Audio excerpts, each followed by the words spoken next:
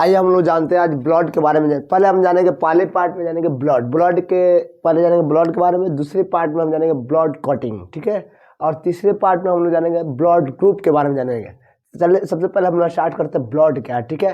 ठीक है, सबसे पहले कह रहे कि जो रक्त होता है, रक्त इसको इंग्लिश में ब्लड और उर्दू में लहू कहा जाता है। इसका ब्लड का जो अध्ययन कहलाता है वो सेंटोलॉजी या हेमटोलॉजी कहा जाता है, ठीक है। यानी आपको सेंटोलॉजी या हेमटोलॉजी दोनों में कहा जाता है। अब देखिए ब्लड क्या होता है, पहले ब्लड का बेसिक के बारे में जान लेते हैं। देखिए ब्लड क्या होता है, ब्लड एक प्राकृतिक कोलाइड होता है, नेचुरली कोलाइड होता है, ठीक है। अब कोलाइड क्या होता है, ये मन में आता होगा सर ये कोलाइड क्या है। कोलाइड क्या है, कोलाइड एक प्रकार का क्या होता है, एक ऐसा पदार्थ होता है जिसको किसी चीज़ से छानिएगा ना तो उसका कुछ हिस्सा उसके ऊपर रुक जाएगा, 90% चीज़ यानी छन जाएगा। जैसे कि बात करते हैं दूध को जब छानिएगा तो उसका 90% भाग छन जाएगा और उसका दूध का जो मलाई है वो उसके ऊपर आपको क्या हो जाएगा, रुक जाएगा यानी फंस जाएगा। उसी तरह बात करते हैं कि अगर बात करें बर्फ़ को छानिएगा तो उसके कुछ 90% हिस्सा आपको छन जाएगा, लेकिन कुछ हिस्सा उसकी मलाई जो बर्फ़ के ऊपरी भाग में मलाई होती है वो फिर फंस जाएगा। तो जो फंसने वाला चीज़ होता है ना वही आपको एक कोलाइड कहलाता है। एक कोई परिभाषा नहीं है, मैं एक अवधारणा बताता कि आप ब्लड को यानी कोलाइड को आसानी से पहचाना जा सके, ठीक है। अब देखिए बात करें ब्लड जो हमने देखिए ब्लड एक संयोजिक ऊतक है। संयोजी मतलब होता है कनेक्टिविटी टिश्यू से मतलब ना कनेक्टिविटी टिश्यू, ये पूरे शरीर को कनेक्ट करके रखता है, समझ ना, पूरे शरीर को क्या करता है, कनेक्ट। इसलिए इसको संयोजिक ऊतक कहा जाता है। ये हमने आपको ऊतक वाला चैप्टर में पढ़ा रखा है, ठीक है। आप वहाँ से देख लीजिए, वहाँ पर सर्च कीजिएगा टिश्यू तो आपको आ जाएगा, वहाँ पर आप संयोजिक ऊतक के बारे में पढ़ लेंगे, ठीक है। तो ये याद रखिए ये पूरे शरीर को क्या करता है, कनेक्ट करके रखता है।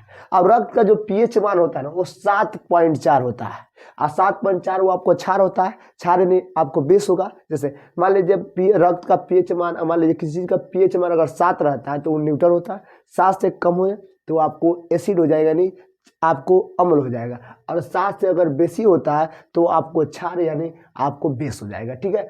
अब उसके बाद रक्त एक देखिए रक्त जो मेल में देखिए रक्त जो होता है वो मेल में आपको होता है 5.5 लीटर यानी 5.5 लीटर, और वही अगर फीमेल की बात करिए तो 5 यानी मेल के प्रति फीमेल में आधा लीटर क्या होता है, कम होता है। एक बार की बात है, मैंने पूछा कि एक व्यक्ति से, शादीशुदा व्यक्ति से पूछा कि बताइए मैं फीमेल में आधा लीटर कम क्यों होता, तो उन्हें व्यक्ति बताया कि क्योंकि बोले आधा लीटर कम इसलिए होता है कि पुरुषों का रक्त चूस सके। हमने वास्तव में बताया कि अब यही थोड़ी बात है कि आधा लीटर महिला पुरुषों के रक्त चूसने के लिए आधा लीटर महिलाओं में कम होता है, ठीक है।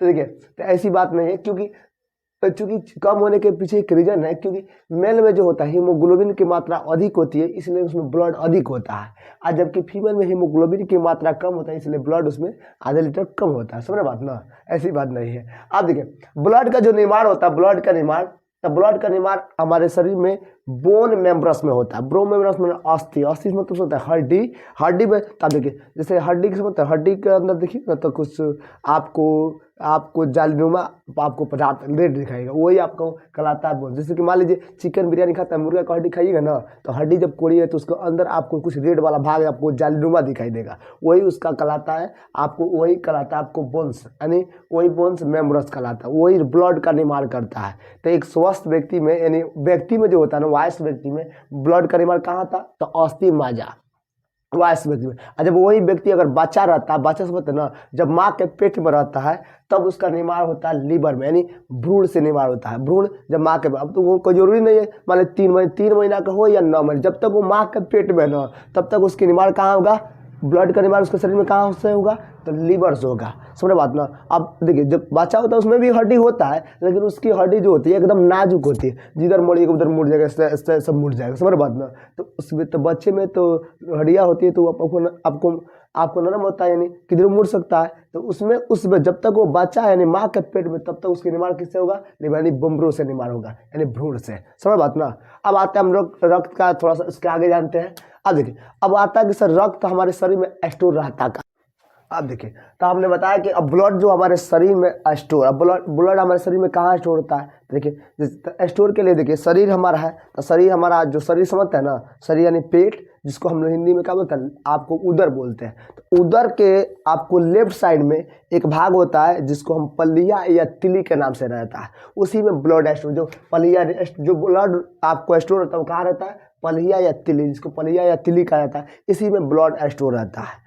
अब ब्लड में होता क्या देखिए, ब्लड का स्टोर होने के बाद वही देखिए उपलिया तिली से ही ब्लड का निर्माण होता है, समझ ना। इसीलिए पलिया तिली को ब्लड बैंक, लेकिन ब्लड मरने के बाद ही कहाँ जाकर मरता है, तो ये भी पलिया तिली में ही जाकर मरता है। इसलिए हमको पलिया तिली को कब्र भी कहा जाता है। देखिए तो ब्लड का निर्माण तब आपको पलिया में, ब्लड का मृत्यु होता तो कहाँ जाकर मरता है, तो पलिया में।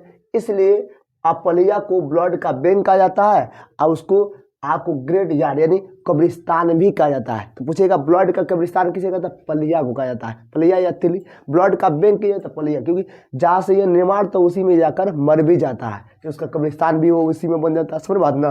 अब देखिए अब ब्लड में सबसे एक महत्वपूर्ण चीज होता है कोलेस्ट्रॉल। जो कोलेस्ट्रॉल होता है, देखिए कोलेस्ट्रॉल जो होता है ब्लड में वो 200 ग्राम प्रति डेसीलीटर होता है। देखिए बहुत महत्वपूर्ण काम करता है। और 200 ग्राम से कोलेस्ट्रॉल अगर अधिक हो जाता है, डेसीलीटर याद रखिएगा, डेसीलीटर इसका यूनिट होता है। कभी कभी देखिए डेसीलीटर में अधिकतम उसका जब आप देगा आपको एग्जाम में देता है तो उसमें यूनिट हमेशा लिखा ही रहता है, आसानी से पता सकते हैं। तो कितना रहता है कोलेस्ट्रॉल 200। ये कोलेस्ट्रॉल होता क्या है, देखिए कोलेस्ट्रॉल एक आपको तरल चिपचिपा द्रव है, समझ ना। पदार्थ होता है जैसे तेलीय पदार्थ, तेलीय वासा यानी फैक्ट का काम करता है। जब देखिए ब्लड में जब कोलेस्ट्रॉल की मात्रा बढ़ जाता है ना, तब ब्लड क्या होगा, जाकर हृदय पर जम हो जाएगा, और हृदय पर जमे तो हार्ट अटैक हो जाएगा। इसलिए बहुत खतरनाक होता है यार रखना। तो ये हमेशा आपको जैसे काजू किशमिश जितना भी तेलीय चिपचिपा पदार्थ खाइएगा, इससे क्या होता है शरीर में यह वासा की मात्रा बढ़ाता है, जाकर ये ब्लड में वासा कर देगा, तो इससे क्या होता है हार्ट अटैक आने की जरूरी। इसलिए कोलेस्ट्रॉल को नियंत्रण करना बहुत जरूरी होता है, समझ बात ना। ये बहुत डेंजरस भी होता है। अब देखिए अब होता है कि सर ब्लड, अब होता है ब्लड में पाया जाता है हीमोग्लोबिन। हीमोग्लोबिन के कारण ही रक्त जो होता है ना वो लाल होता है। हीमोग्लोबिन जिसको HB आप लोग बोलते हैं, HB बोलते हैं। इसमें हीमोग्लोबिन में पाया जाता है आपको लोहा यानी Fe पाया जाता है। Fe से मतलब आयरन, लोहा की मात्रा होती है। अब देखिए जिसमें हीमोग्लोबिन, देखिए मनुष्य में हीमोग्लोबिन की मात्रा होती है वो आपको 14 ग्राम यानी 14 प्रति डेसीलीटर होता है, समझ ना। वही अगर फीमेल की बात करें तो उसमें आपको होता है 13 ग्राम डेसीलीटर प्रति डेसीलीटर होता है। इसलिए कहा था कि मनुष्य में जब हीमोग्लोबिन जिसमें अधिक पाते हैं उसका शरीर थोड़ा हार्डलेस होता है, हार्डलेस होता है ना। आज जिसमें अगर वही आपको हीमोग्लोबिन की मात्रा कम रहेगा तो उसका शरीर क्या होगा, तो आपको उसका शरीर थोड़ा आपको सॉफ्ट होगा। इसलिए एक बराबर मौका मारिए, मेल को और फीमेल को मारिए। मेल को मारिएगा तो उसको कोई प्रभाव नहीं पड़ेगा, तो ऊपर झापर चल जाएगा, लेकिन फीमेल को मारिएगा ना तो हो सकता है कहीं उसको दिल पर घाव लग जाए। इसलिए ध्यान रखना बाप को, तो इससे फीमेल को सबसे अधिक चोट लग जाती है। क्यों लग जाती है, क्योंकि उसमें हीमोग्लोबिन की मात्रा होती है ना वो कम होती है, समझ बात ना। आप देखिए अब आता है रक्त, देखिए उसके बाद आता है देखिए रक्त परिसंचरण, ब्लड सर्कुलेशन। हमारे शरीर में ब्लड हमेशा सर्कुलेशन करता है, सर्कुलेशन करता है तभी हमारे शरीर, जब ब्लड सर्कुलेशन करे तो उसमें उष्मा की मात्रा होती है। सबसे पहले इसके बारे में जानकारी जो दिए थे ना, तो विलियम हार्वे नाम का वैज्ञानिक ने बताया था कि ब्लड हमेशा सर्कुलेशन करता रहता है। जब सर्कुलेट करेगा तभी आपको शरीर में उष्मा रहता है। तो आइए हम पढ़ते हैं ब्लड का कार्य। तो ब्लड का कार्य पहले ये ताप को नियंत्रण करता है। जब ब्लड सर्कुलेशन करेगा तो भाई आपको तो शरीर में उष्मा उत्पन्न होबे करेगा। देखिए जितना आप हाथ को रगड़े तो ब्लड सर्कुलेट होगा, आपको शरीर में उष्मा, जैसे अगर छोड़ दिए तो धीरे धीरे ठंडा हो जाएगा, समझ बात ना। इसलिए ब्लड हमेशा क्या करता है, सर्कुलेशन करता रहता है। तो ये हमेशा टेम्परेचर को नियंत्रित रखता है। क्यों, उसके बाद देखिए यह पोषक पदार्थों का परिवहन करता है। पोषक पदार्थ मतलब क्या होता है, जैसे कि मान लीजिए कोई भी चीज़ खाते हैं तो उसके जो उसमें विटामिन की मात्रा पूरे शरीर में फैलाने के काम करता है, वो ब्लड ही करता है। जो अच्छे चीज़ को अर्जब कर कर वो बॉडी के पूरे भागों में फैला देता है। साथ में यह परिवहन का भी काम करता है। परिवहन क्या होता है, अब देखिए परिवहन का है कि यह ऑक्सीजन को ग्रहण कर लेता है, यानी ऑक्सीजन को ले लेता है और शरीर के यानी कहाँ ले जाकर किसको देता है, तो आपको फेफड़ा को देता है। फेफड़ा क्या है, वो टंकी का अंग पड़ता है, वो ऑक्सीजन को ऑब्जर्व कर रोकता है और उसके बदले में उसको वहाँ से क्या निकाल लेता है, CO2 को निकाल कर क्या करता है, उसका परिवहन उसको बाहर दे देता है, ब्लड लेकर उसको बाहर निकाल लेता है। तो देखिए ये परिवहन का काम करता है। याद रखना, जैसे कि मान ली आप इंजेक्शन, मान ली किसी प्रकार की बीमारी का इंजेक्शन लेते हैं तो इंजेक्शन में क्या होता है, उसमें भी प्रोटीन विटामिन की मात्रा, तो अच्छे चीज़ पूरे शरीर में पूरा फैलाने का काम कौन करता है, तो वो काम करता है आपको ब्लड। और उसी में जो आपको, और उसके बाद बेकार पदार्थ जिसको आप लोग बोलते हैं उत्सर्जी पदार्थ, तो इसको क्या होता है, इसको ब्लड में घूमता रहता है, ब्लड इसको ले जाकर दे देता है किसको, तो ये हमारे शरीर में रहता है कौन, तो किडनी को ले जाकर देता है। किडनी क्या करता है, उसमें बेकार पदार्थ जो हानिकारक उसको छान लेता है, यानी उसको खींच लेता है, ले लेता है और उसको अपने पास ब्लड कहता है तुम जा तुम जाओ वहाँ से, तुम्हारा काम खत्म। अब किडनी उसको लेकर और उसको बाहर, यानी किडनी उसको छान कर बाहर निकाल देती है। तो ये हमारा किडनी का कार्य होता है। चलिए अब इसके आगे बढ़िए। जो भी हमारे शरीर में हानिकारक जो पदार्थ होता है वो हमेशा यूरिया होता है, अमोनिया होता है, जो किडनी छान कर से क्या करता है बाहर, और उसके बाद ब्लड को वहाँ से जाने देता है। अब इसके बाद हम लोग इसके आगे पढ़ते हैं। अब आइए हम लोग पढ़ते हैं ब्लड का भाग। ब्लड का भाग जो होता है बेसिकली दो भाग होता है। पहला आपको होता है प्लाज्मा, दूसरा आपको होता है कार्पोसेल। प्लाज्मा का होता है ये ब्लड का 60% भाग होता है जो आपको लिक्विड पार्ट होता है, और दूसरा आपको कार्पोसेल जो होता है ब्लड का आपको 40% भाग होता है जो हार्डनेस होता है। ठीक है, अब देखिए किसी भी पार्ट का दो ही आपको होता है, एक लिक्विड एक ठोस पार्ट होता है। जैसे कि बात करते हैं, जैसे शरबत की बात करें तो शरबत में क्या होता है, उसमें पानी और चीनी होता है। तो पानी उसका लिक्विड वाला पार्ट हो गया, और चीनी जो हमारा वो हार्डनेस वाला ठोस वाला पार्ट हो जाएगा। अब उसी प्रकार की बात की जाए चाय की, तो चाय में भी क्या होता है, चाय में भी आपको दूध होता है, दूध पानी उसका लिक्विड पार्ट हो जाएगा।